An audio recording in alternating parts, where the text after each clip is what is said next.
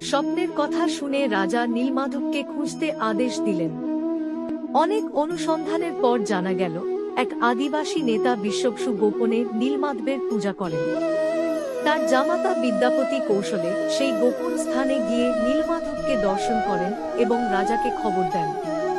কিন্তু রাজা সেখানে পৌঁছানোর আগেই নীলমাধব হঠাৎ অদৃশ্য হয়ে যান। এতে রাজা গভীর দুঃখে পড়ে যান এবং নীলাচলে বসে কঠোর তপস্যা শুরু করেন। বহুদিন ধ্যান ও প্রার্থনার পর ভগবানের কৃপায় একদিন আকাশবাণী হল, সমুদ্র থেকে যে পবিত্র কাঠ ভেসে আসবে সেই দারু ব্রহ্ম দিয়েই আমার মূর্তি নির্মাণ করো।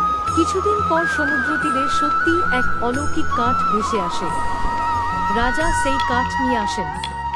তখন এক রহস্যময় বৃদ্ধ কারিগর এসে বলেন, তিনি একাই মূর্তি নির্মাণ করবেন এবং এই সময় কেউ যেন দরজা না খুলে। কারিগর কাজ শুরু করেন, কিন্তু বহুদিন কোনো শব্দ না পেয়ে রানী উদ্বিগ্ন হয়ে দরজা খুলে ফেলেন। সঙ্গে সঙ্গে সেই কারিগর অদৃশ্য হয়ে যান। দেখা যায়